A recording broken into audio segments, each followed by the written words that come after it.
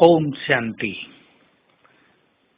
पवित्रता ही इस ब्राह्मण जीवन की श्रेष्ठता है। जिन आत्माओं ने पवित्रता को अपनाया है उन्होंने श्रेष्ठ आत्मा बनने की ओर श्रेष्ठ कदम बढ़ाया है। हम अपनी पवित्रता के महत्व को समझते चलें। ये पवित्रता ही है जिससे चारों ओर का वातावरण शुद्ध होता है, जिससे प्रकृति भी पावन बनती है और देवकुल की आत्माओं को बाबा की ओर आकर्षण होता है। जिन आत्माओं की पवित्रता जितनी श्रेष्ठ है, उनकी सेवा उतनी ही सहज भाव से आगे बढ़ने लगती है। इसलिए हर क्षेत्र में सफलता पाने के लिए और बाबा के साथ सहज भाव से ऊपर जाने के लिए, धर्मराज की सजाओं से मुक्त होने के लिए संपूर्ण पवित्र बनना परम आवश्यक है। हम संकल्प करें, हमें बहुत बहुत पवित्र बनना है। जो आत्माएं पवित्रता का दान इस सृष्टि को देती हैं, जिन आत्माओं की पवित्रता के बल से ये प्रकृति पावन बनती है, वो पूजनीय बन जाते हैं। पूजनीय स्थिति बनाने का आधार भी पवित्रता ही है। तो हम अपनी पवित्रता को बढ़ाते चलें। ये एक लंबी साधना है, इसमें अनेक कष्ट भी आते हैं।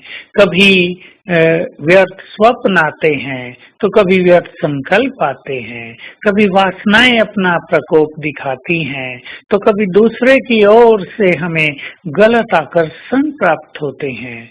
इन सब बाधाओं के उपरांत भी इस पथ पर निरंतर हमें आगे बढ़ते चलना है। ये पथ साधना का पथ है। लोगों ने तो कह दिया था ब्रह्मचर्य ही सबसे बड़ी तपस्या है, लेकिन हमें अपनी वासनाओं का दमन नहीं करना होता। इसका अर्थ ये भी नहीं कि हमें उपभोग कर लेना होता है, लेकिन हमें अपनी वासनाओं को शांत कर देना है, नष्ट कर देना है। शक्तिशाली योग की किरणें बाबा से लेते रहें तो वासनाओं की अग्नि बुझती चलेगी। शक्तिशाली अग्नि, योग की अग्नि, इन वासनाओं की अग्नि को नष्ट कर देती है। तो जिसको पवित्रता का सुख लेना हो, उसे ये अग्नि हमेशा प्रज्वलित रखनी होगी। साथ साथ जीवन में निराशा का कहीं स्थान न हो।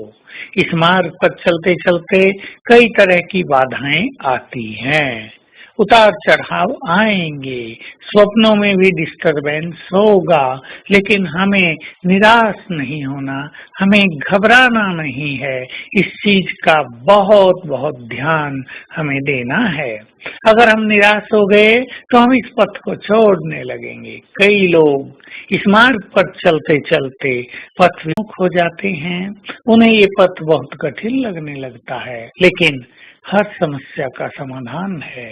यदि आपको अपवित्रता बहुत तंग करती है किसी समय पर, तो आप उस स्थान को बदल लें, थोड़ी देर के लिए ईश्वरीय महावाक्य सुन लें, या थोड़ी देर के लिए शांत में बैठ जाएं, इस चिंतन में आ जाएं, मैं तो आत्मा परम पवित्र हूँ।